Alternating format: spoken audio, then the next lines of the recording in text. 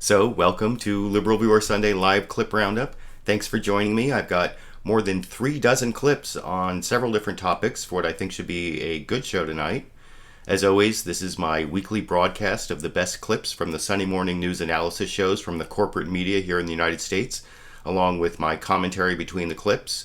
No quasi-news clips from the comedy stations, but I will be using clips from the regular Big Five outlets of ABC, NBC, CBS, CNN, and Fox News. Those are the big corporate Sunday news analysis shows that play every Sunday morning. The topics I'll be covering tonight include continuing coverage of the Veterans Affairs, Veterans Administration scandal, NSA spying with some clips from Edward Snowden's interview on NBC last week, and I also going to cover a little bit the 2016 presidential politics, which has been a topic in several LiberalViewer Sunday Live clip roundups. But after I show a quick Fox News bias clip, I want to start with the breaking story about the trade of the American prisoner of war Bowe Bergdahl for Taliban prisoners in Guantanamo, which led every one of the Sunday morning news shows except Fox News Sunday, which somewhat amusingly started its broadcast like this. I'm Chris Wallace. Hillary Clinton launches her new book and a possible campaign for president. People want a good job. They want a decent living for themselves and their families. They want to live in peace and security. Focusing on her years as Secretary of State, Clinton talks about President Obama, the Benghazi scandal, and hints at her political future. We'll discuss all of it with Republican National Committee Chair Reince Priebus and Senator Claire McCaskill, who's already endorsed Clinton for 2016. Then, embattled Veterans Affairs Secretary Eric Shinseki steps down. He does not want to be a distraction because his priority is to fix the problem and make sure our vets are getting the care that they need. We'll discuss the fallout and where the VA goes from here with Congressman Jeff Miller, chair of the House Committee on Veterans Affairs, as well as the whistleblower who exposed the scandal at the Phoenix VA, Dr. Sam Foote. So yeah, that was the way Fox News Sunday started its broadcast. Its lead story was Hillary Clinton's book and the Benghazi implications, so I guess that's not too surprising. And then they went to the VA scandal, which everybody covered and was one of the lead stories. It would have been the lead story probably if it hadn't been for this breaking news about the prisoner of war swap. And the prisoner of war swap was heavily criticized by Republicans, and I was surprised it didn't get more coverage on Fox News Sunday. They didn't ask any Republicans to come on there and criticize this release of the prisoner. I don't know if they were worried about that, but they did have their reporter, Jennifer Griffin, sort of secondhand give the Republican criticisms of this swap, and I'll show that clip before I get to some of the more substantive clips on the issue. Anyway, this is the Fox News Sunday part of their report on the prisoner of war swap that they eventually got to after their most important story, the Hillary Clinton book and its Benghazi implications. And anyway, here's reporter Jennifer Griffin in this clip. 5 Taliban leaders from Guantanamo Bay, including a deputy intelligence and defense chief. They were flown to Qatar. Senior Republican leaders on the Armed Services Committees criticized the president for not notifying them of the release, as is required by law. Quote, America has maintained a prohibition on negotiating with terrorists for a good reason, write Congressman Buck McKeon and Senator James Inhofe. Trading 5 senior Taliban leaders from detention in Guantanamo Bay for Bergdahl's release may have consequences for the rest of our forces and all Americans. Defense Secretary Hagel would not answer. So yeah, that's Fox News sort of carrying the water for the Republicans without making them appear on the show. Actually gave the Republican criticisms of the release of this guy who was captured. He's been in custody for 5 years. And then they traded him for these Taliban prisoners in Guantanamo. And over on CNN State of the Union, they had their reporter Barbara Starr give some more details than I saw anywhere else on who these prisoners were in Guantanamo. And I'll talk about that a little more after I show that clip here. Through it with everybody here. First up, there is a former Afghan Minister of Interior during the Taliban rule. He was a governor, a military commander. He is alleged to have had ties to Osama bin Laden. That's one of them.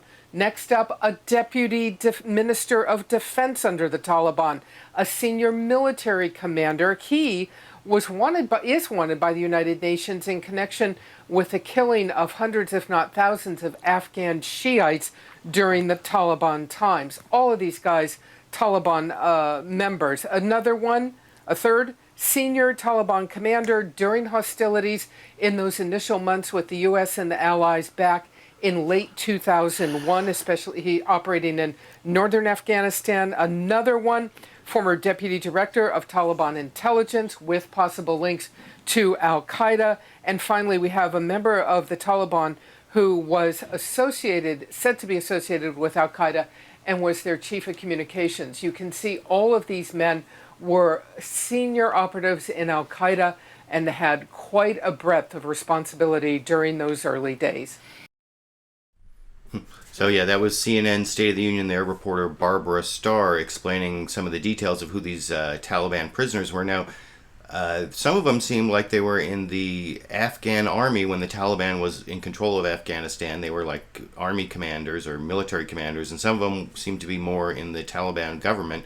And that's important for reasons I'll get to after I show a few more clips. But first I want to show the breaking news about our American soldier, Bowe Bergdahl, what his condition is and what's happened with him in the last 24 hours. And Susan Rice was over on This Week with George Stephanopoulos, and she described what's happened with the released American soldier over in this clip. Well, George, first of all, this is a joyous day. The fact that he is now safely in American hands and will be reunited with his family and his community is incredible. He's now in Landstuhl Hospital in Germany. He's going through all of the requisite evaluations and care, and he is said to be walking and in good physical condition. And we look forward to the days to come in which we'll have an even better sense of how he's doing, and we look forward to when he can return to the United States, continue his rehabilitation, and be reunited with his family. Have we been? So that sounds like a pretty happy story. This guy who's been held hostage or prisoner by the Taliban for 5 years is now in Germany, and things are definitely looking up for him. I mean, what he's been through must have been awful, and so it's kind of surprising that there were so many negative reactions from Republicans. Although they always started their negative comments by saying, well, we all are celebrating the release of our American soldier, but we really hate the Obama administration. And there are several Republicans I'm going to show making the same point. Of course, not on Fox News Sunday, but over on This Week with George Stephanopoulos, they had an interview with Senator Ted Cruz, big Tea Party Republican. And I'm going to show him sort of towards the end of the broadcast when it comes to presidential politics, 2016 presidential politics, because it sounds pretty much like he wants to run for president.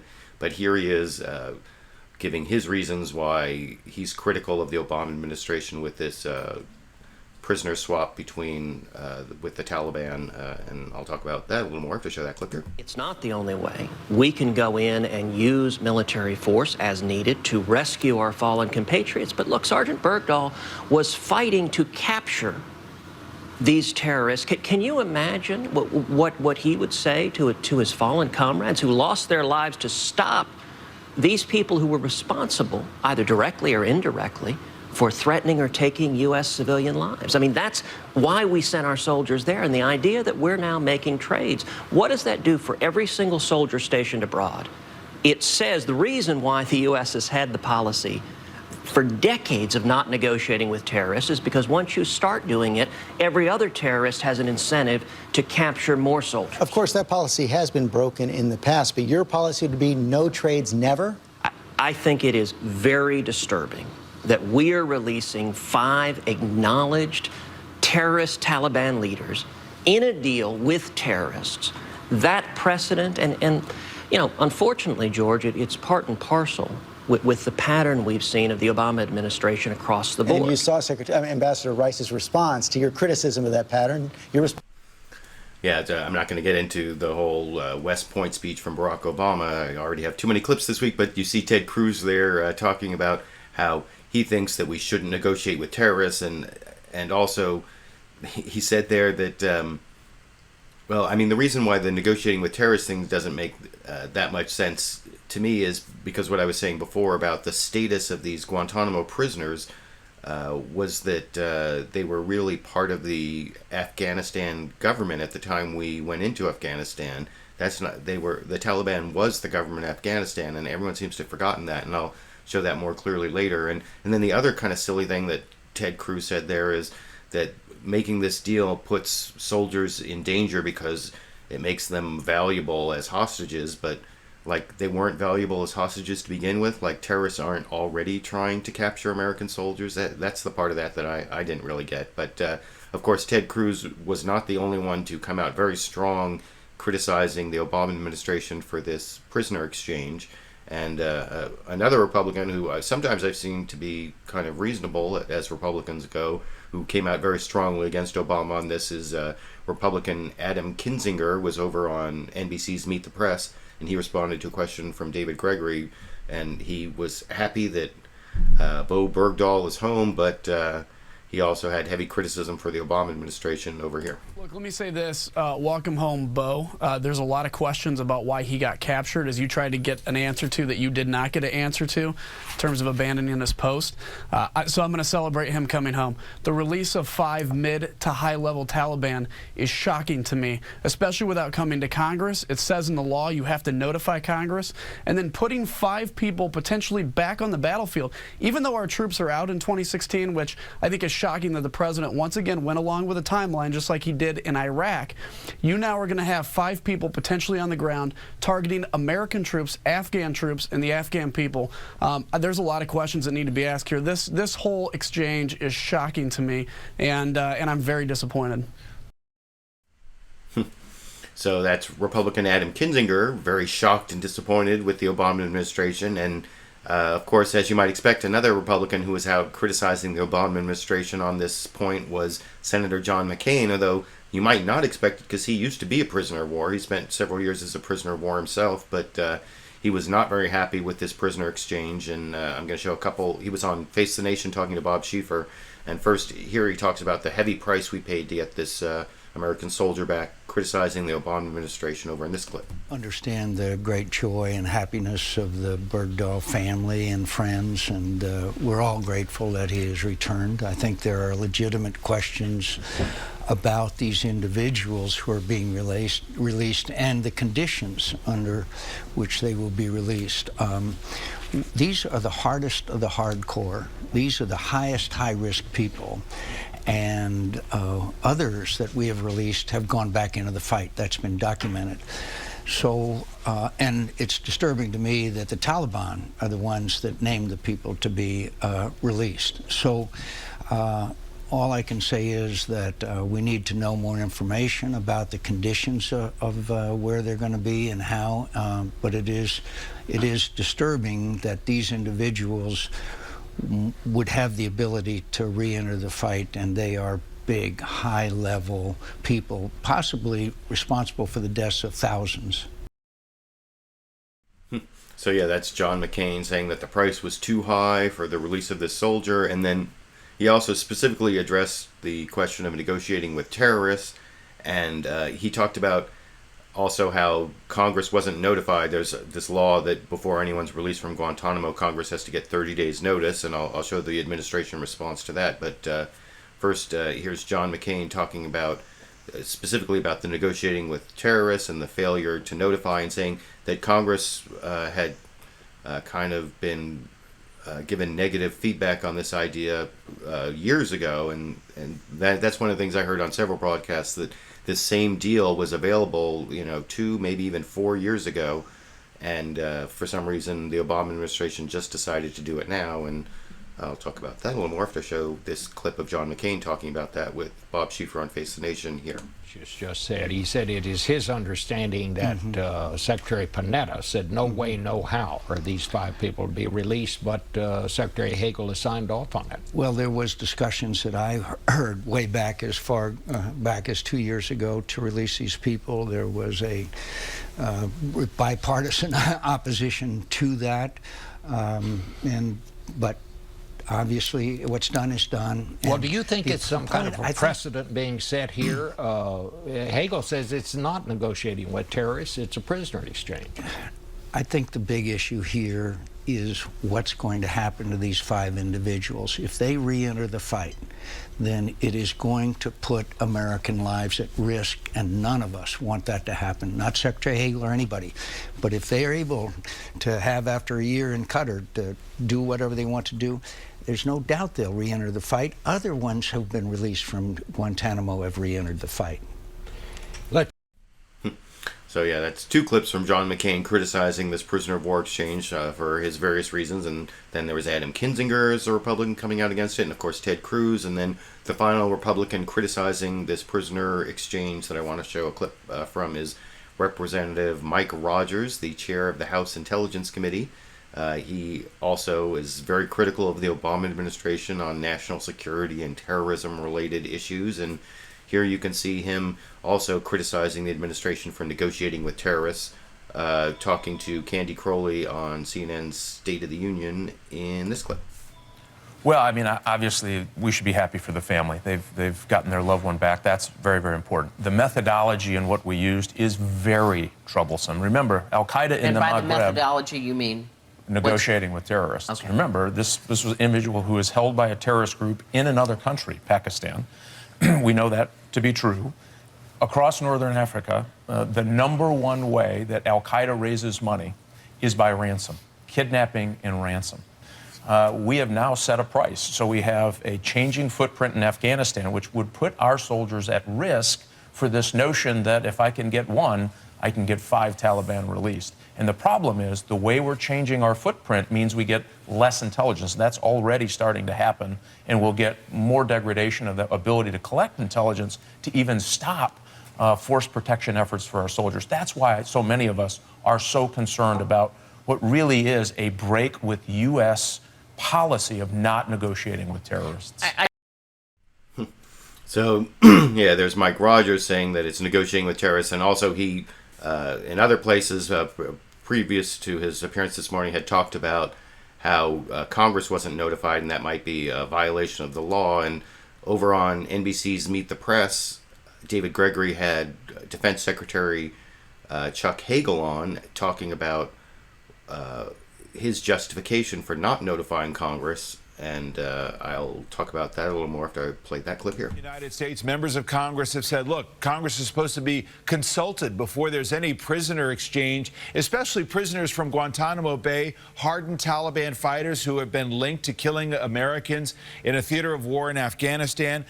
The chairman of the Intelligence Committee, Republican Mike Rogers, issued a statement saying this fundamental shift in U.S. policy signals to terrorists around the world a greater incentive to take U.S. hostages. Further, he said, I have little confidence in the security assurances regarding the movement and activities of the now released Taliban leaders, and I have even less confidence in the administration's willingness to ensure that they are enforced. Are these prisoners being released from Guantanamo a national security threat to the United States or our allies? Well, David, let's slow down for a minute and back up and look at the facts here. Sgt Bergdahl is a member of the United States Army. This was a prisoner exchange. After 5 years, he's been a prisoner of war. As to notification of Congress, yes, there is a 30-day notification. I notified the appropriate committee leadership, different committee leadership yesterday. That's part of the responsibility I have as a Secretary of Defense. And we did this under the timeline we did for the very reason that I explained when you asked me the first question. This was essentially, in our opinion, to save the life of Sgt Bergdahl. As I said before, we had information that his health could be deteriorating rapidly. There was a question about his safety. We found an opportunity. We took that opportunity. I'll stand by that decision. I signed off on the decision. The President made the ultimate decision. So yeah, there's Secretary of Defense Chuck Hagel saying that exigent circumstances, the health problems with Sgt Bowe Bergdahl, justify acting without the 30-day notice given to Congress. And of course, that law has never been tested as to whether it's even constitutional, because it's kind of a conflict between Congress's power to declare war and the president's constitutional powers as commander-in-chief. It's kind of strange to see Republicans making that argument. And I also want to show Susan Rice. She was on a couple of the shows this morning. I showed earlier when she talked about Sgt Bergdahl being in Germany, and here she is over on CNN State of the Union, specifically addressing the criticism from Republicans that the United States is negotiating with terrorists. And I'll talk about that a little more after I show that clip over here. When the U.S. Special Forces went in to get him. Yes. Point blank, did the U.S. negotiate with terrorists for his release? Candy, what we did was ensure that, as always, the United States doesn't leave a man or a woman on the battlefield. Right. And in order to do this, it's very important for folks to understand, if we got into a situation where we said, you know, because of who has captured an American soldier on the battlefield, we will leave that person behind, we would be in a whole new era for the safety of our personnel and for the nature of our commitment to our men and women in uniform. Sure. So because it was the Taliban that had him did not mean that we had any less of an obligation to bring him back. Right, I mean... So yeah, that's Susan Rice, National Security Advisor. Susan Rice's response to the negotiation with terrorist charge, and she also responded to the claim that they broke this law, that they had to notify Congress. She was talking about the exigent circumstances, the health problems that Sgt Bergdahl was experiencing, and then Candy Crowley asked her, like, flat out also, so you're saying you consciously broke the law, which she didn't directly answer, but it sounds like they did kind of consciously break the law, and I'll talk about that a little more after I show that clip here. And Sgt Bergdahl was in U.S. custody is when we began making notifications to Congress. But the deal had already been made, and the prisoners in Guantanamo Bay were already en route to a plane to go to Qatar. No, actually, Congress began to be notified when Sgt Bergdahl was in American hands, which was actually before the prisoners had left Guantanamo. But not telling a couple of folks up on Capitol Hill, might that, in hindsight, not have been a good idea? Candy, what we put the highest premium on was the safety of Sgt Bergdahl. This was very held closely within the administration. We could not take any risk with this, losing the opportunity to bring him back safely. Did you... So there was a conscious decision to break the law as you know it, dealing with the detainees and the release of them? Candy, no. As I said earlier, the Department of Defense consulted with the Department of Justice, and it is our view that it was appropriate and necessary to do this in order to bring Sgt Bergdahl back safely. Talk to me about... So that's Susan Rice on CNN State of the Union asking if they answering the question as to whether they consciously broke the law, and Susan Rice, National Security Advisor, was also over on This Week with George Stephanopoulos, where George Stephanopoulos basically asked the same questions about whether Congress should have been notified and whether the administration negotiated with terrorists. And I'll show, here's Susan Rice dealing with that same basic questions over on ABC's This Week with George Stephanopoulos over in this clip. You've seen the criticism already coming in. Martha Raddatz mentioned some of it from Mike Rogers, the chairman of the House Intelligence Committee. We also have the top Republicans on the Armed Services Committee saying this is going to put Americans at risk, threaten American lives because you broke the policy of trading with terrorists. What's your reaction to that? Well, George, this is a very special situation. Sgt Bergdahl wasn't simply a hostage. He was an American prisoner of war, captured on the battlefield. We have a sacred obligation that we have upheld since the founding of our republic to do our utmost to bring back our men and women who were taken in battle. And we did that in this instance. If for some reason we took a position now in the 21st century when some of our adversaries may not be traditional state actors, that we would not do our utmost to bring our prisoners of war home, that would break faith with the American people and with the men and women who serve in uniform. So regardless of who may be holding an American prisoner of war, we must do our best to bring him or her back. Also questions about whether the president violated the law. That charge is coming from Congress as well, that he was supposed to notify members of Congress before the transfer of any Gitmo detainees. Well, George, in fact, what we had to do and what we did do, consistent with the President's constitutional authority as Commander-in-Chief, is prioritize the health of Sgt. Bergdahl. We had reason to be concerned that this was an urgent and acute situation, that his life could have been at risk. We did not have 30 days to wait, and had we waited and lost him, I don't think anybody would have forgiven the United States government. We have, in the past, had extensive consultations with Congress. They were well aware that this idea and this prospect was one that the administration was seriously considering. But when it came to fruition, the Department of Defense, in consultation with the Department of Justice, determined that it was both appropriate and necessary for us to proceed in an expedited fashion, and that's what the President decided to do, and as a consequence, we have Bowe Bergdahl back. So, yeah, that's Susan Rice. I think her answer was actually better on This Week with George Stephanopoulos than over on CNN State of the Union. I think she didn't get as tripped up by questions. Candy Crowley maybe questioned her more intensely. I don't know. Well, you saw the clips. You can decide that for yourself. And I also want to show her talking about the release of the Taliban prisoners, what the restrictions are going to be on them. You know, they're being released to the country of Qatar, but it's Qatar. That's a Qatar. Some people say Qatar, some people say Qatar. Some people say in between, but anyways, apparently they're going to have some restrictions on their movements and communications, at least for the first year. And anyway, here is Susan Rice over on This Week with George Stephanopoulos, explaining how the danger of this prisoner release from Guantanamo is mitigated by what's Qatar's going to do over in this clip.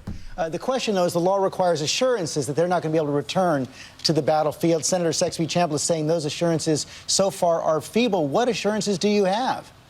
Well, the law says that we need to have sufficient confidence that the risk can be substantially mitigated, and we do have those.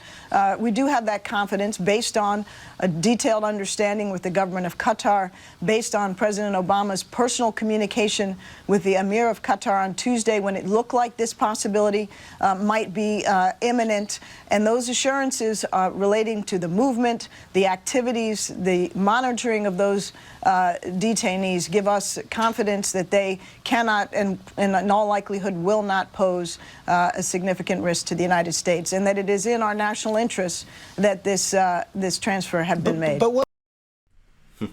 So that was kind of an interesting answer. It'll be interesting to see exactly what kind of restrictions these Guantanamo prisoners get when they get to Qatar, and I guess that'll be one of the developing parts of this story, or the future, remains to be seen parts of the story. But another kind of interesting part that I want to end with, or the last few clips, have to do with the circumstances of Sgt. Bowe Bergdahl's capture. Apparently, he left the base.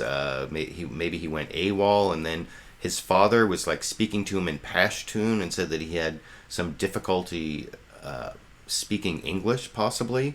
And that was a little bit strange, and I want to show first over on This Week with George Stephanopoulos, Susan Rice was asked about the circumstances of Sgt. Bowe Bergdahl's capture and whether he'd be punished, and she kind of dodged the question, as I'll talk about a little more after I show that clip here. Sgt. Bergdahl, there are a lot of questions about how he originally was captured and whether or not he had deserted, had left his post. Is that going to be investigated? And if it's found that he did indeed leave his post, will he be disciplined, or has already paid the price?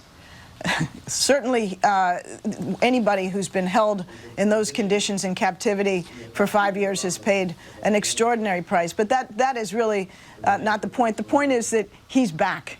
He's going to be safely reunited with his family. He served the United States with honor and distinction, and we'll have the opportunity eventually to learn what has transpired in the past years. But what's most important now is his health and well-being, that he have the opportunity to recover in peace and security and be reunited with his family. So yeah, that is Susan Rice responding to a question about whether Sgt. Bowe Bergdahl was actually a deserter, and as you can see, she responded but didn't really respond. She kind of dodged the question. And over on NBC's Meet the Press, David Gregory asked Defense Secretary Chuck Hagel pretty much about the same thing and about the speaking Pashtun instead of speaking English. And the way David Gregory asked the question and followed up, it sounded almost like he's been watching too many episodes of Homeland, like he thought maybe Sgt Bowe Bergdahl was some sort of sleeper Taliban agent or something. I don't know. Well, you tell me what you think after you see that clip over here. I want to ask you one more about this. What about an investigation into what happened here? As we have reported, this was 5 years ago when Sgt Bergdahl essentially left his command post. There are questions about why that happened. That was mysterious. His father was saying that he was having some difficulty speaking English upon his release. What questions will drive an investigation for you? Well, first of all, we are focused on, as we have accomplished in the last few hours, the safe return of Sgt. Bergdahl. He is a member of the United States Armed Forces. Second, our priority now is to give him all the care he needs so that he can be integrated back into society. And third is, at the same time, the reunification with his family. That's our focus now, and that's going to continue to be our focus. But is there anything that's that concerns you, that has raised a red flag for you, that you'd like to get to the bottom of regarding his original disappearance and captivity and the circumstances of him now, particularly the questions that didn't seem clear as to why he was struggling to speak English now? Well, David, he's been held by the Taliban. We don't know where, and we don't know under what circumstances for 5 years. As far as we know, he was not held with any other Americans or any English-speaking people. We don't know that yet. I'm not surprised that there are still questions, and until we get the facts exactly what the condition of Sgt. Bergdahl is, we can't go much further in speculating. But, you know, this is a guy who probably went through hell the last 5 years, and let's focus on getting him well and getting him back with his family. So I don't know. What do you think? Did it sound there like David Gregory thought that Sgt. Bowe Bergdahl was the real-life version of, what is it, Sergeant Brody? I think he's Sergeant Brody in the Showtime series Homeland. Like he'd been trained as some sort of Taliban agent and sent back to the United States. I don't know. That seemed to be the implication of David Gregory's questions there. And before I finish the whole topic of the prisoner swap between the United States and the Taliban, I want to address one issue about whether it's really negotiating with terrorists. I think the reason that this is an issue is because the Bush administration made a mistake way back in like 2002 when they were starting up Guantanamo. These prisoners really should have been classified as prisoners of war because, like I was saying earlier, Afghanistan, when we invaded Afghanistan or went to war in Afghanistan, the Taliban was the government of Afghanistan. And under the Geneva Convention,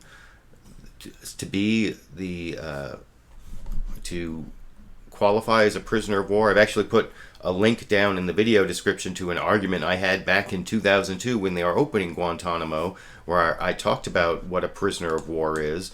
And if you look at the definition, it's like all you have to do is members of the armed forces of a party to the conflict. And a party doesn't have to be even though the Taliban wasn't recognized as the government except by like Saudi Arabia and Pakistan, they don't have to be as long as they're the de facto government, their troops should be qualify as prisoners of war if they're captured. So I don't know why it is that so many of the commentators, nobody even really mentioned that point. And in fact, over on CNN's State of the Union, Candy Crowley misstated the fact that the Taliban was in charge of Afghanistan when that war started.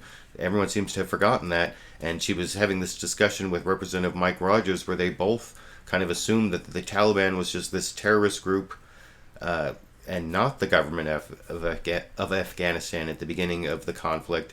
And they kind of mix up the Taliban and Al-Qaeda, even though they were allied. The Taliban were native, mostly Pashtun Afghans, while Al-Qaeda were like foreign Arab fighters, and they're just not the same thing.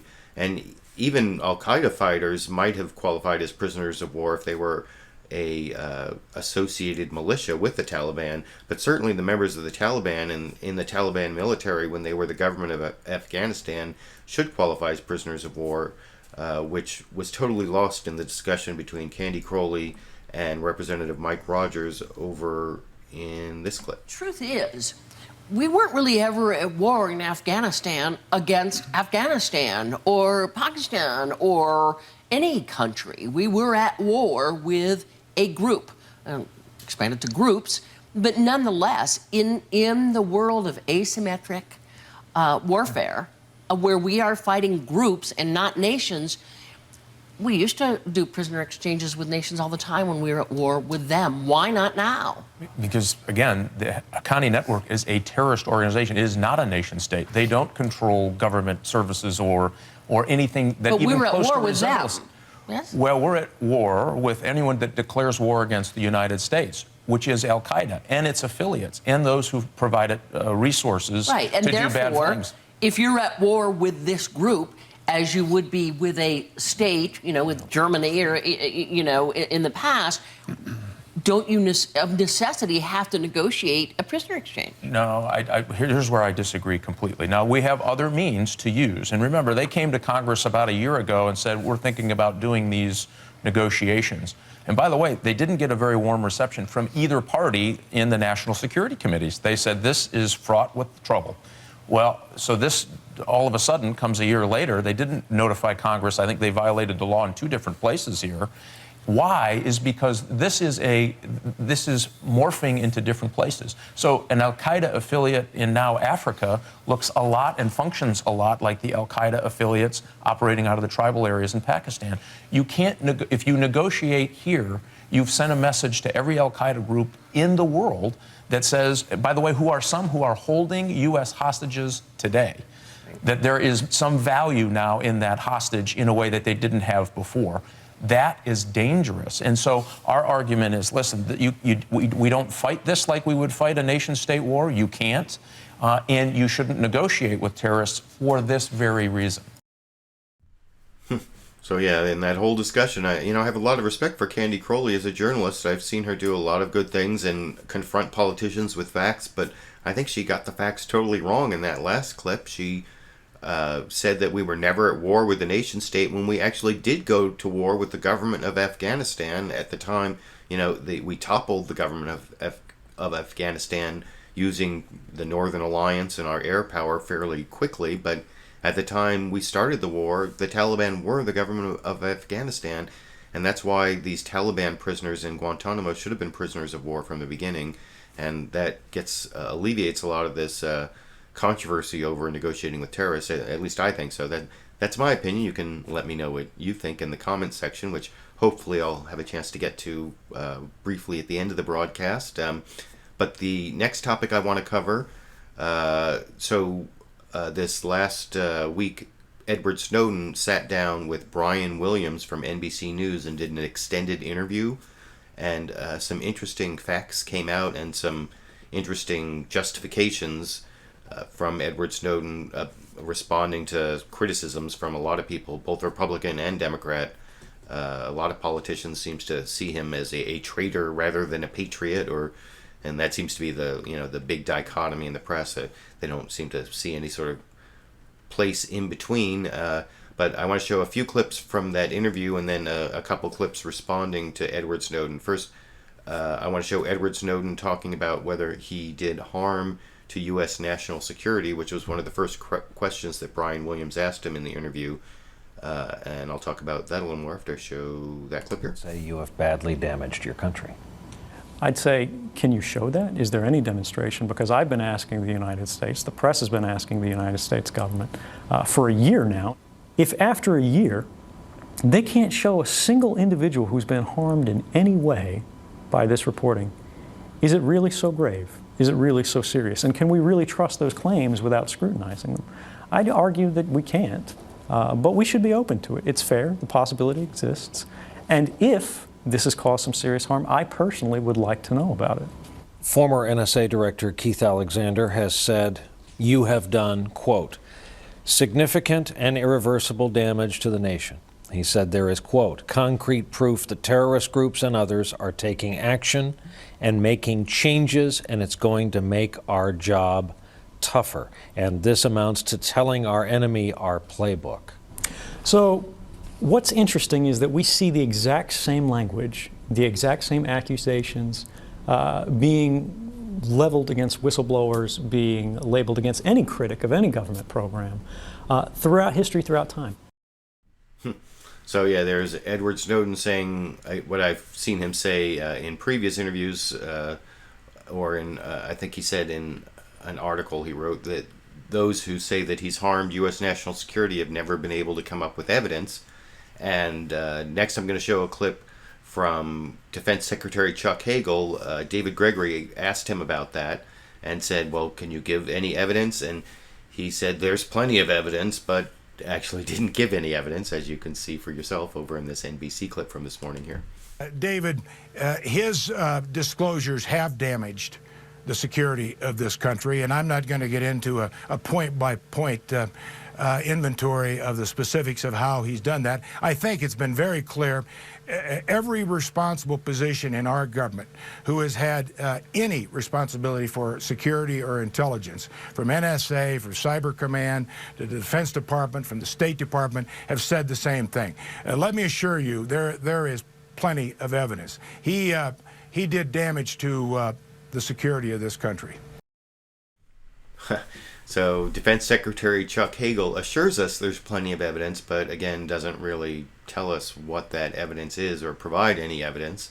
You know, it might be so secret and sensitive that he can't explain it. And I think there's a clip I didn't end up showing where one of the guests said, or no, I think I saw someone earlier this week say something about that, how they can't give the evidence showing he caused harm without doing more harm.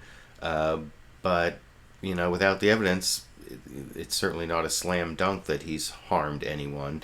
And then also one of the other arguments that people use against Edward Snowden, his critics use against him, is that he's in Russia, and that's really suspicious that he ended up in Russia. And so he addressed that specifically in his interview with Brian Williams, and that's the next clip I want to show over here. What are you doing in Russia?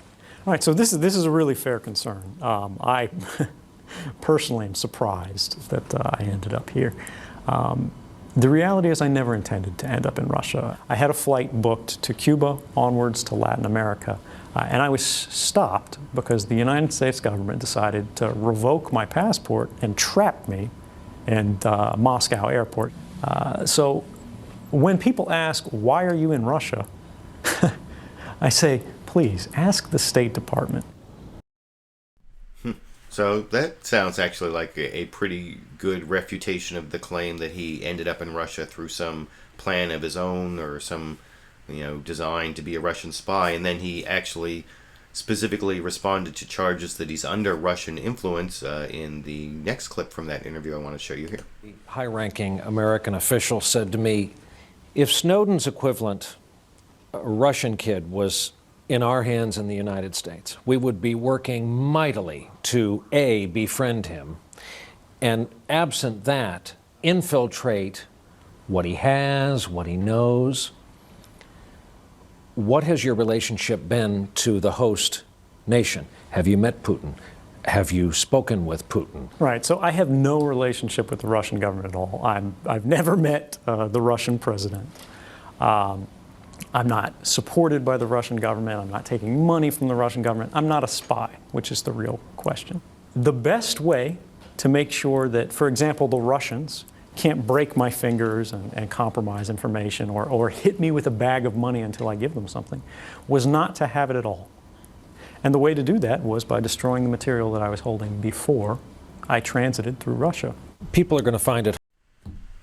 So yeah, there's Edward Snowden in his interview with Brian Williams saying that he is not a Russian spy, he's not under the influence of Russia, he destroyed the material that he got from the NSA before he got to Russia, And later in a clip I'm not going to show, Brian Williams said, well, could you log in and access it? And he said, no, the worst thing for me to be able to do would be able to access that, because that would give the Russians some reason to put pressure on me, and that would hurt my safety. And so that was his response to that whole thing. And then the one thing in this interview that came out that I hadn't heard before, Edward Snowden said, even though he wasn't a Russian spy, that he was trained and had a past as an American spy, like undercover on foreign soil, and I hadn't heard that before, and I don't know if anyone else, maybe I missed it, but I want to show sort of an extended clip of him explaining how he actually, not only was he a systems analyst, but he was actually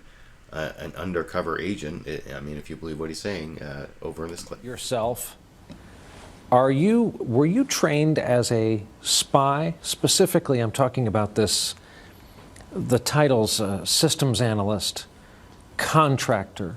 It seems to me spies probably look a lot more like Ed Snowden and a lot less like James Bond these days. Well, it's no secret that the U.S. tends to get more and better intelligence out of computers nowadays than they do out of people. I was trained as a spy in sort of the traditional sense of the word, in that I lived and worked undercover overseas, pretending to work in a job that I'm not, and even being assigned a name that was not mine. Now, the government might deny these things. They might frame it in certain ways and say, oh, well, he's a low-level analyst. But what they're trying to do is they're trying to use one position that I've had in a career here or there to distract from the totality of my experience, which is that I've worked for the Central Intelligence Agency, undercover, overseas. I've worked for the National Security Agency, undercover, overseas. And I've worked for the Defense Intelligence Agency as a lecturer at the Joint Counterintelligence Training Academy, where I developed sources and methods for keeping our information and people secure in the most hostile and dangerous environments around the world. So when they say I'm a low-level systems administrator, that I don't know what I'm talking about, I'd say it's somewhat misleading.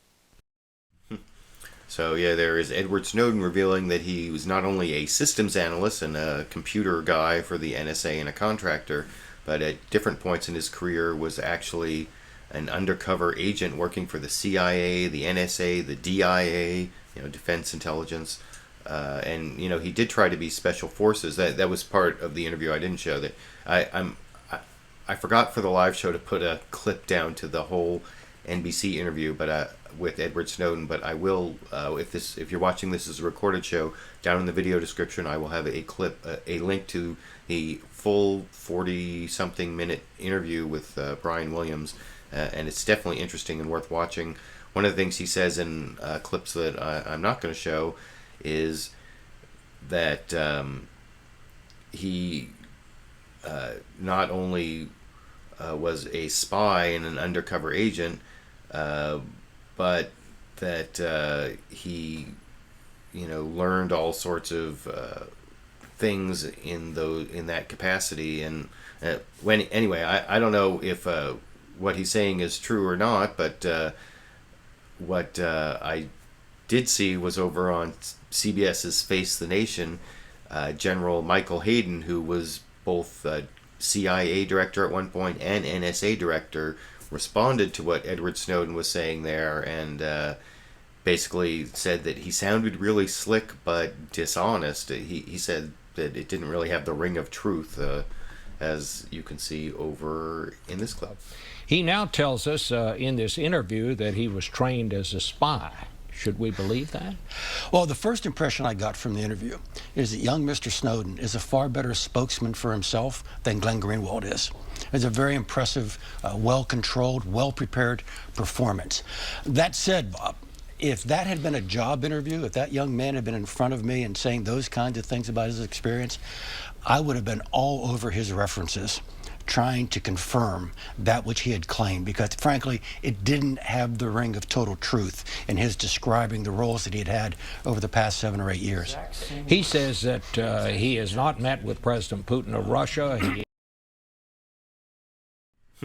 Yeah, so it sounds like General Michael Hayden thinks that he's slick but dishonest. That's how I would summarize that statement from him there. And whether you believe General Michael Hayden or whether you believe Edward Snowden, I guess I'll leave that up to the viewer, though I noticed General Michael Hayden there didn't really specifically deny that Edward Snowden held any of the jobs he claimed. He just made sort of vague references to, or a vague reference to needing to check his references, and that it didn't have the ring of truth, but he didn't really deny it either, which, since he was director of the CIA and director of the NSA, and Edward Snowden claimed to be an undercover agent for the NSA and an undercover agent for the CIA, you would think that Michael Hayden could have confirmed or denied that those things were true.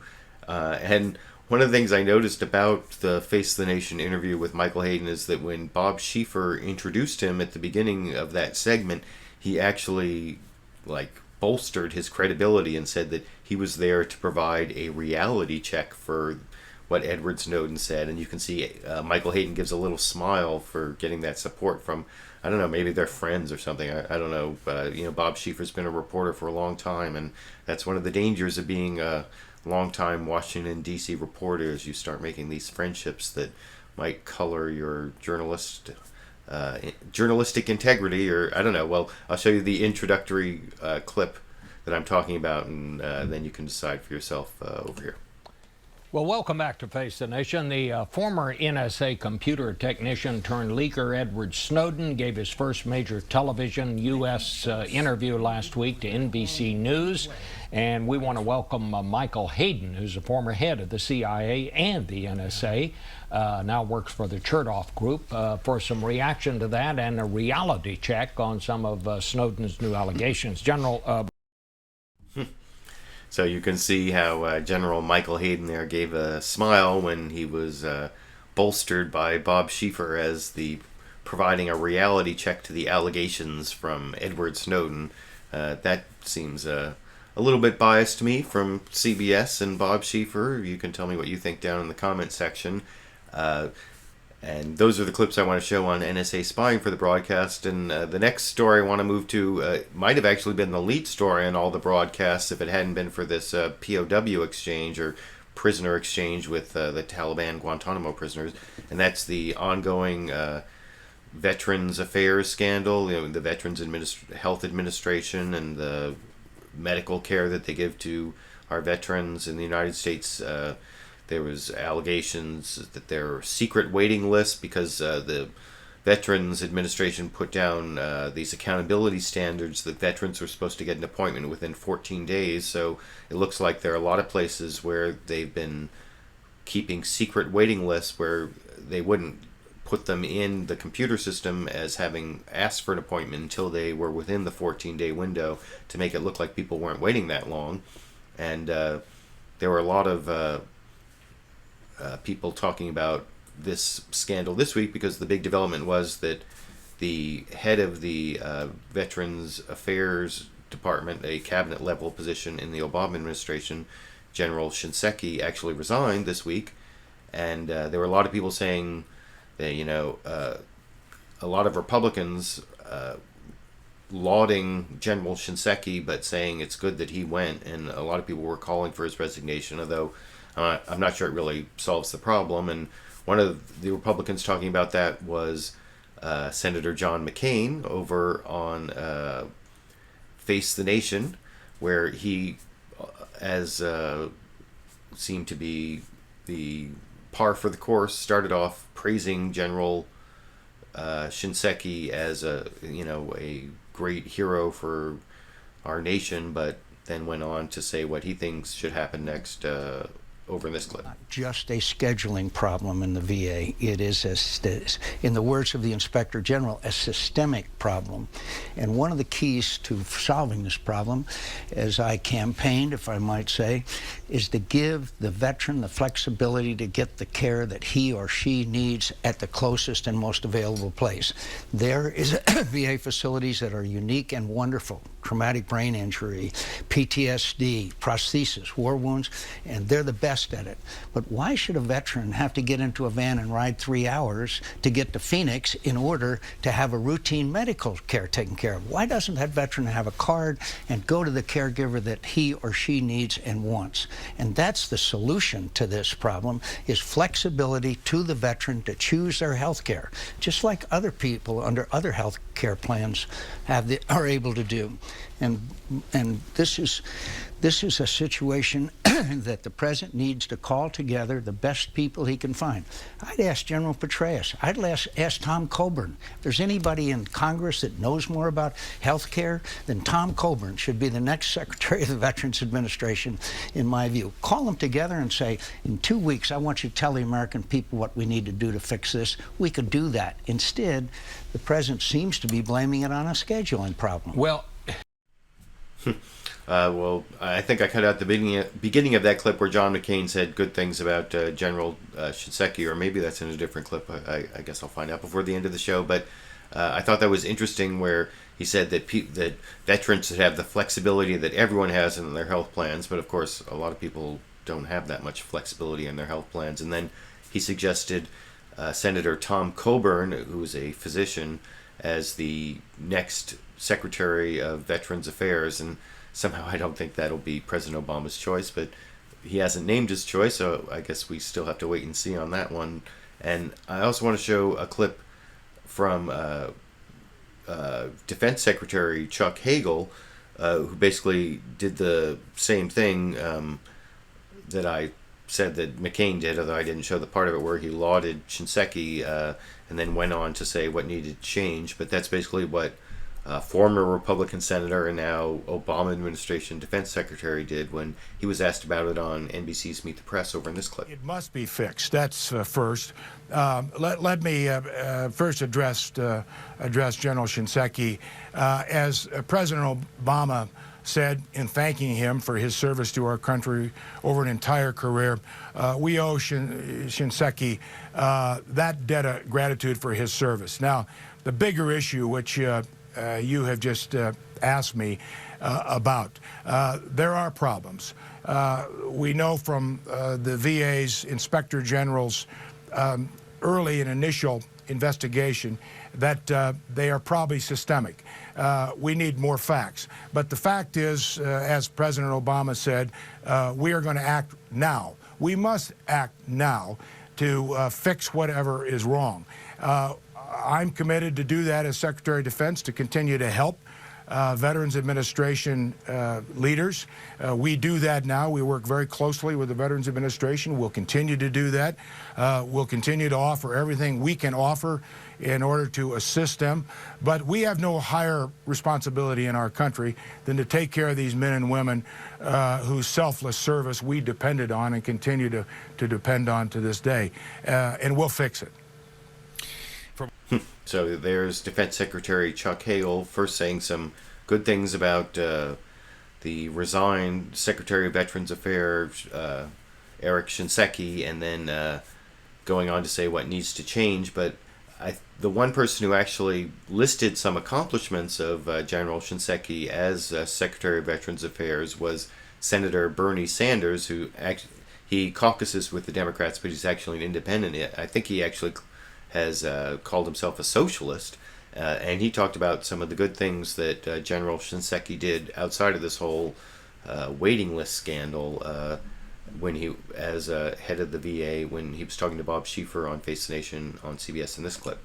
I have a lot of respect for General Shinseki, and as Senator McCain just indicated, he is an American hero, and in fact, in a very difficult bureaucracy, he has done a lot of good things.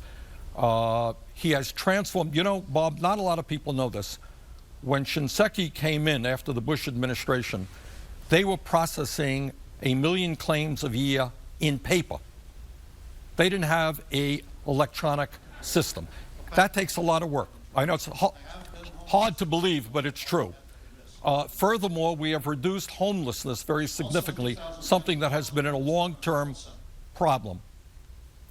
So in my view, what we have got to do now is to focus on the very real issues, and I intend to be active in that process. So, yeah, I think that's actually some important things that General Shinseki did when he was Secretary of Veterans Affairs, outside of this whole scheduling thing with the getting rid of the whole paper, going to electronic records more, and the problem with homelessness. And one of the other contrary points of view on the resignation of General Shinseki that I thought was important that Senator Bernie Sanders brought up was, well, there are 2 points basically. One is that the reason there are these secret waiting lists is because General Shinseki and the Veterans Affairs Department tried to impose these accountability standards. It's because they tried to get veterans to be seen within 14 days, and they imposed those standards that there were facilities that apparently were cheating. And then the other point he made was that veterans actually get good quality care at Veterans Administration hospitals. Even, the problem is with scheduling, not with quality of care, which is an important point. And I'll talk about that a little more after I show that clip here. Well, it's not only people writing to their congressman. There have been reports that have been written for a number of years by the Inspector General, the GAO. I believe that the hope had been is that the VA had listened to those reports that had acted. In fact, Bob, one of the interesting problems that we have is that the VA in recent years said we want to expedite the ability of veterans to get into the VA. We wanted to get them in 14 days. And what's very clear to everybody right now is that in many parts of the country, the VA simply did not have the doctors and the staff to make sure that veterans got timely care. The system was then gamed, which is absolutely reprehensible, which must be dealt with through criminal prosecution and bureaucratic reshuffling. But we need to make sure that that never happens again. The other point that I would make, Bob, is that if you ask the veterans organizations today, the American Legion, the DAV, and the others, and you look at independent surveys, the truth is that when people get into the VA, the quality of care is good. The problem that we have to address is access to the system and waiting lines.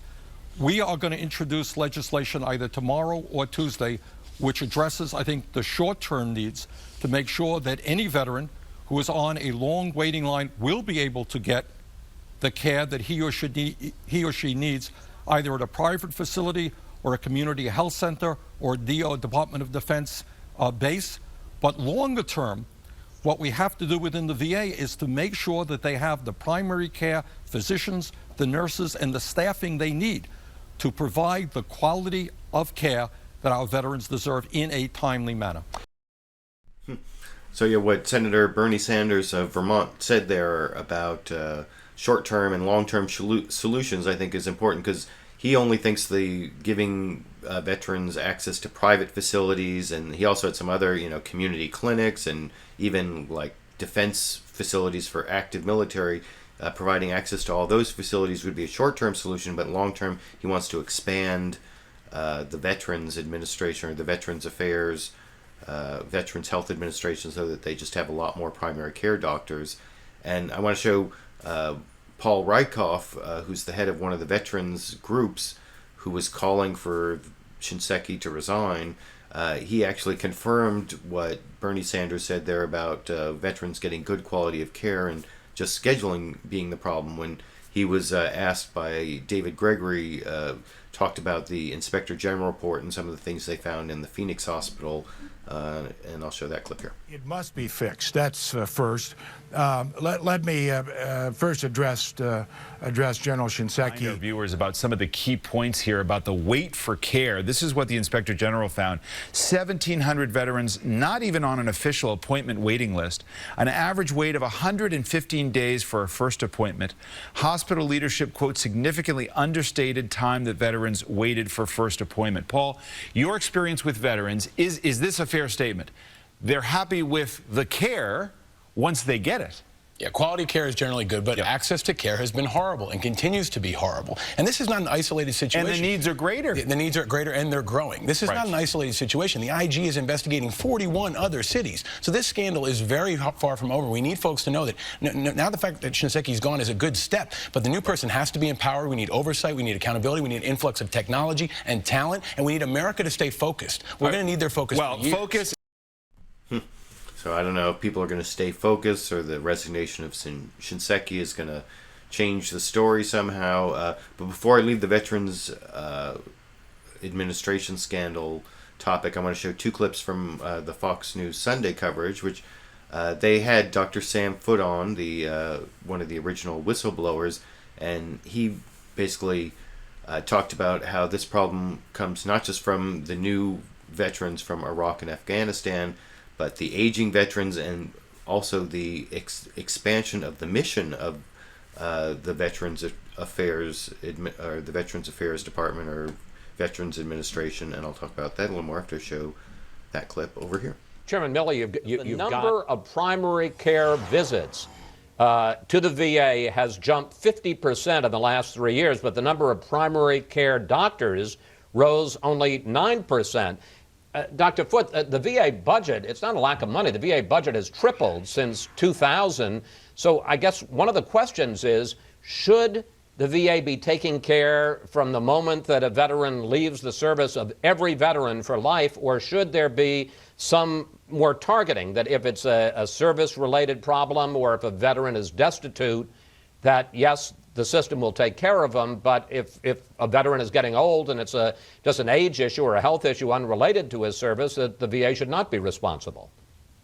Well, the VA is here to take care of those who've borne the battle, and it was set up originally to take care of people for their service-connected conditions, and then probably in the early 90s it sort of kind of evolved into a safety net, and now it's trying to promise under the Affordable Care Act that it's going to be, an insurance similar to others, and I don't think it can quite meet that goal. If they want to do that, it's going to take a lot more facilities. It's going to take a lot more money. So yeah, there's Dr. Sam Foote saying that it's going to take a lot more facilities and money, and that's part of the problem. But when Chris Wallace from Fox News Sunday asked the Republican guest, who's Republican Congressman Jeff Miller, who is the head of the Veterans Affairs Committee in the House of Representatives, if even Republicans want to narrow the mission of the Veterans Affairs Department, he didn't want to. He talked about privatizing some of it, but he didn't want to stop treating veterans for non-service related health problems, which I thought was a little surprising, but I didn't see anyone saying that that they should get less coverage for veterans, just that they should provide it in a different way, and I'll talk about that a little more after I show that final Veterans Affairs scandal clip here. Chairman Miller, you've got the Vietnam and Korea veterans who are getting older. You've got this explosion of veterans from Iraq and Afghanistan, and because of our advances in medicine on the battlefield, a lot of them with grievous physical and mental injuries. Do we have to scale back what the VA does, particularly if it's a non-service related health problem for a veteran, has nothing to do with the fact that he served as a veteran? Well, actually, I think that what you may be talking about is whether or not they have to come to the VA system for their care. I think we have the dollars to be able to provide the care, and that may be in the outside private sector, which VA already has the ability to do. VA does a great job when you're dealing with battlefield injuries, traumatic brain injuries, spinal cord injuries, and those are the things that are the core mission, obviously, of the VA.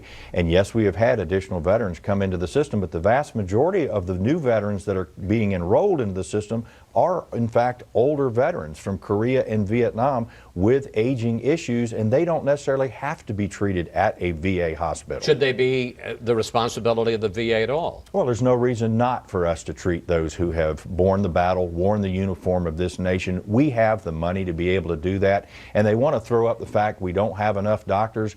The doctors, in many instances, aren't seeing enough patients. They don't see nearly the panel of patients that physicians on the outside of the government system. Let me So yeah, even the Republican does not want to narrow the mission of the VA, but he's blaming it on, he wants to privatize because government VA doctors are lazy, apparently, though he didn't give any evidence of that. And from my limited knowledge of what goes on in the Veterans Affairs Administration, I don't see any evidence of the doctors being lazy, but you can let me know what you think down in the comment section. I have a few quick clips I want to play on the...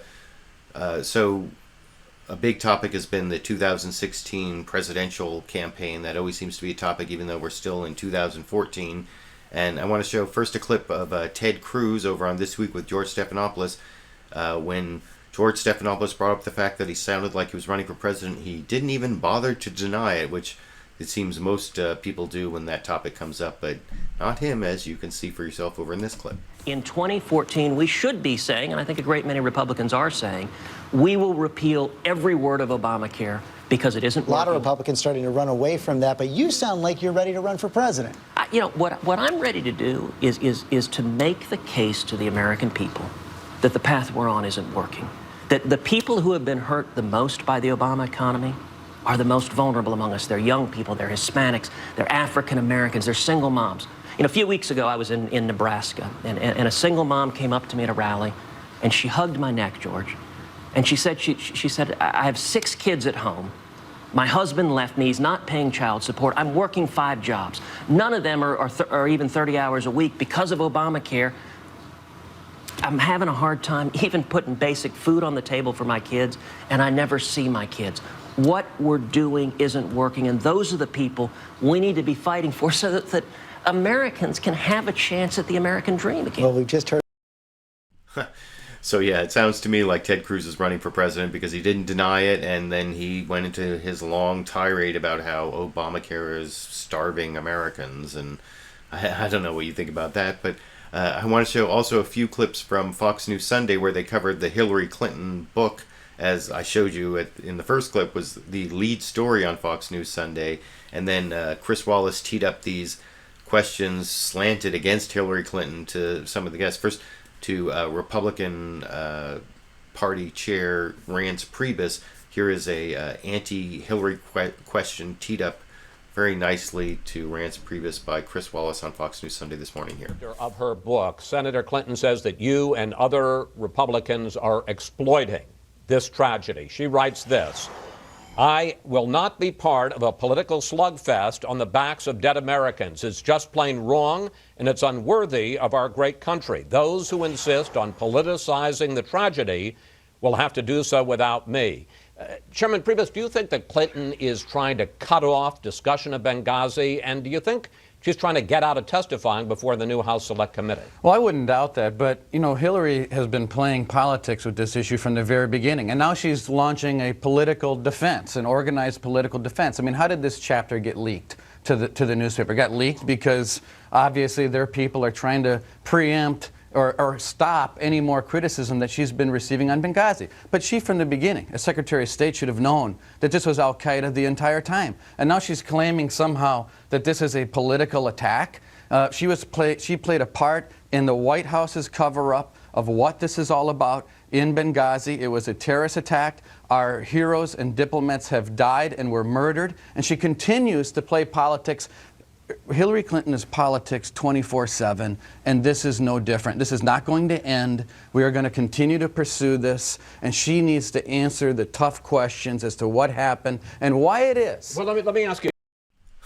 Well, speaking of tough questions, did you notice how Chris Wallace's tough question to Reince Priebus there was, is Hillary trying to cut off criticism and avoid testifying? Is that really a tough question for the head of the Republican Party? And actually, if you want to see an even worse softball question to Reince Priebus, you can see Chris Wallace ask him about Benghazi and whether Hillary Clinton is kind of like failed Veterans Affairs Secretary General Eric Shinseki over in, I'm not making that up, you can see it for yourself over in this clip. Of her actions here. In the Benghazi chapter, Clinton says that she never saw these demands, these requests from Ambassador Chris Stevens, who was killed in the Benghazi attack, for more security. In the book, she writes this: that's not how it works, talking about seeing cables that they would get up to her level. That's not how it works. It shouldn't, and it didn't.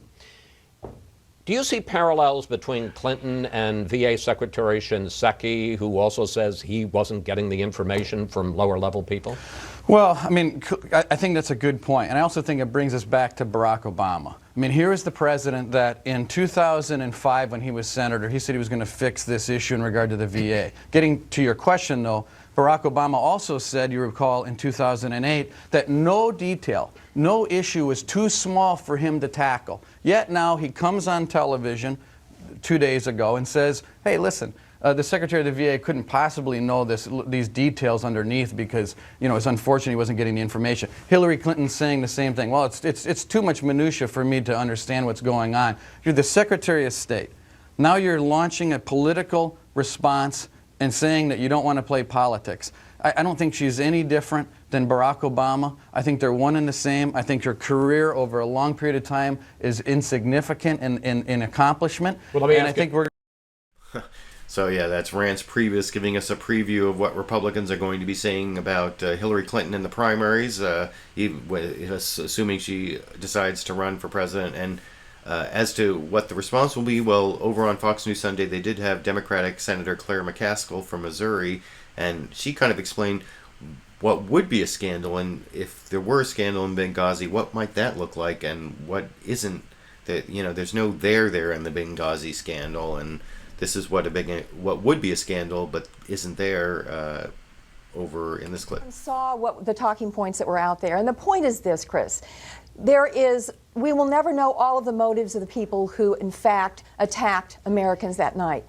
But if you really look at this, what they're trying to say, Republicans, is the military. Once the commander-in-chief said, get all the assistance there you can, they're somehow trying to give the American people the impression that Hillary Clinton and Barack Obama and our military weren't doing their best at that moment.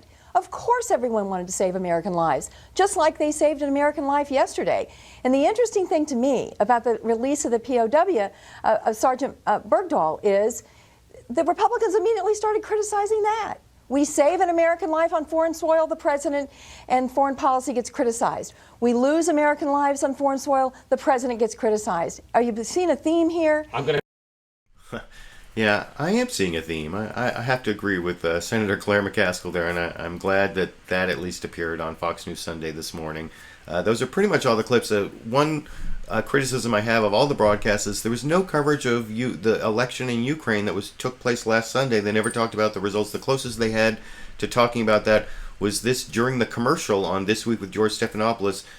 One of the picks for winners of the week was Petro Poroshenko. Ukraine's chocolate magnate is now its president, but no one else talked about Ukraine at all this week, which I thought was a little strange. And then the final criticism I have a criticism that I made a couple weeks ago of Meet the Press, how they had this slogan, if it's Sunday, it's Meet the Press, but then they cut out various Sundays they've been cutting out. Last week they cut out for auto racing, this week they were there, and then apparently next week they're cutting out for tennis, as David Gregory announced at the end of the broadcast, and then he repeated the false slogan for NBC's Meet the Press, as I'll talk about for just a second after I show that clip here. All for today. We're not here next week because of NBC Sports coverage of the French Open tennis final. Some preemptions of late, we're sorry, but we will be back in 2 weeks. If it's Sunday, it's Meet the Press. Well, I guess next Sunday it will be Sunday, but it won't be Meet the Press. Just like last Sunday, it wasn't Meet the Press. So maybe they should change their slogan. I don't know. Maybe that's just my nitpicking. Let me know what you think in the comment section. Although, unfortunately, I'm way over time, an hour and 15 minutes, way over an hour and 15 minutes already, and I got the late start, and I need to get to dinner. So I appreciate all of you who showed up, the 70 or 80 of you. I see you're all arguing in the comments section, and I will read those comments, but I don't think I really have time to do the live discussion today. So thanks for showing up, and I will have the show at the regular time next week, 6:30 p.m. Pacific time. Look for some edited Cruz video coming up this week, and of course Monday night I will choose my topic or clip of the week to excerpt from this video, and if you have some thoughts on what that should be, let me know that in the comment section. Otherwise, like I said, thanks for joining me. For my viewers here in the United States, in Canada, and North and South America, I hope you enjoy the rest of your weekend. For my viewers in Europe and Africa and Australia and New Zealand, where I think your week has already started, I hope you enjoy the beginning of your week, and I hope the clips I picked out left you a little bit more informed, or at least more informed about what the corporate media here in the United States thinks is important, and